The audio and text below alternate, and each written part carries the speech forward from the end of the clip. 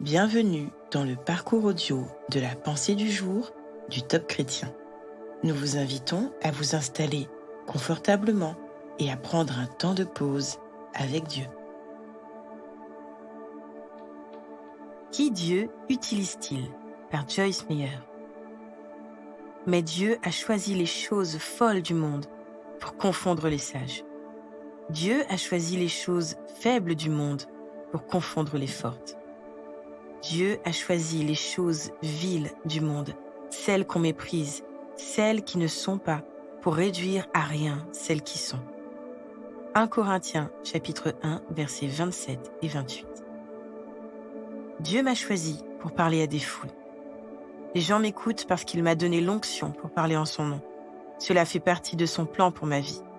Et Dieu oint tous ceux à travers qui il veut œuvrer, y compris vous. Qui Dieu utilise-t-il?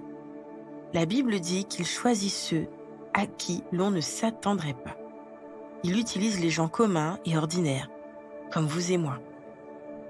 Lorsque j'ai commencé à prêcher l'Évangile, certains de mes amis m'ont rejeté, car ils pensaient qu'il était incorrect qu'une femme prêche. Ils croyaient, en réalité, que je ne pourrais pas y arriver. Mais j'ai persisté dans mon appel, parce que Dieu m'avait demandé d'enseigner, et je savais que s'il me disait de le faire, alors je pouvais y arriver. La même chose est vraie pour vous. Si vous êtes prêt à suivre un objectif peu ordinaire, Dieu peut faire quelque chose de grand à travers vous. Toutes les personnes ordinaires peuvent être puissamment utilisées par Dieu. Vous devez simplement croire que Dieu peut vous utiliser. Alors, osez embrasser les objectifs et les visions qu'il a placés dans votre cœur. Vous avez été choisi. Dieu a prévu depuis toujours de travailler avec vous. Oui, avec vous. Prenons ensemble le temps de l'écouter.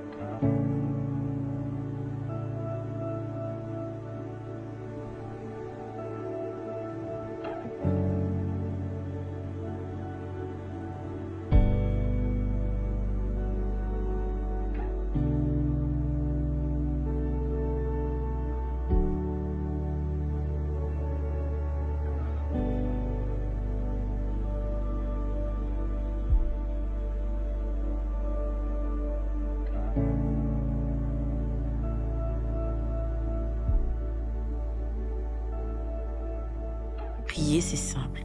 Parlez à Dieu, comme vous le feriez avec votre ami le plus proche. Dieu vous aime et il peut tout entendre. Voici un exemple de prière. Seigneur, parce que tu m'as choisi, je ne vais pas douter de la destinée que tu as pour moi. Merci de m'avoir donné un objectif en toi et merci de me donner les moyens de le suivre.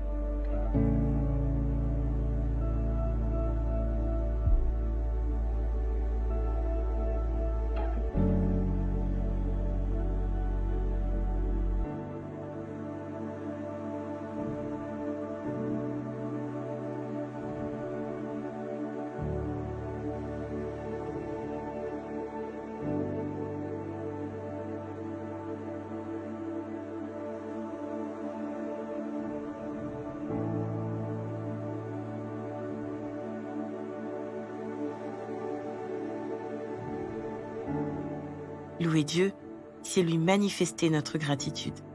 Si vous vous sentez frustré, faites taire vos doutes et vos ressentiments et laissez éclater votre louange.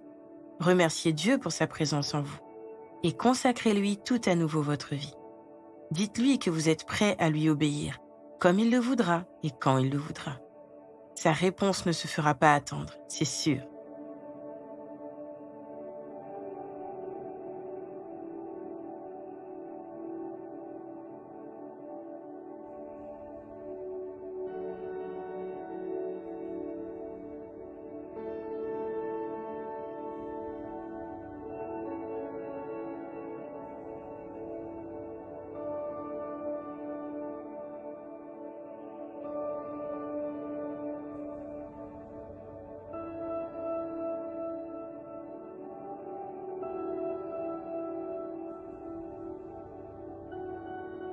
À présent, approfondissez ce que vous avez reçu. Si vous aviez tendance à vous plaindre et à vous comparer, décidez immédiatement de ne plus le faire. Puis soyez attentif aux petites choses que Dieu vous met à cœur.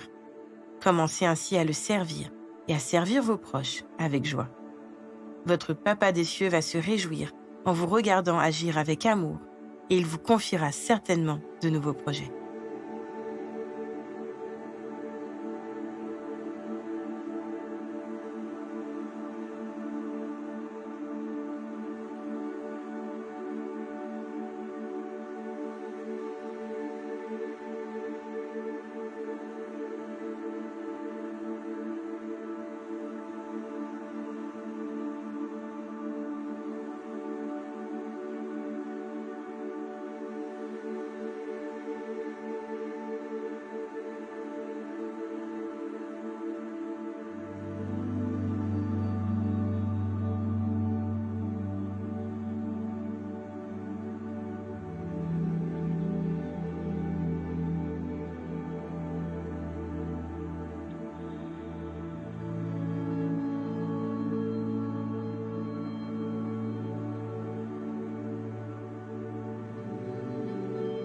Notre parcours du jour se termine.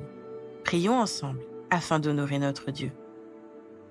Merci Seigneur, car tu désires manifester ton amour à travers moi.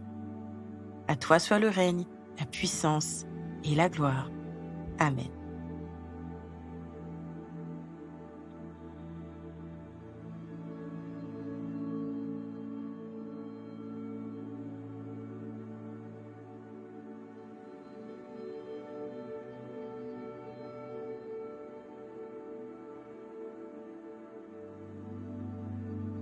Nous espérons que ce temps de pause avec Dieu vous a ressourci.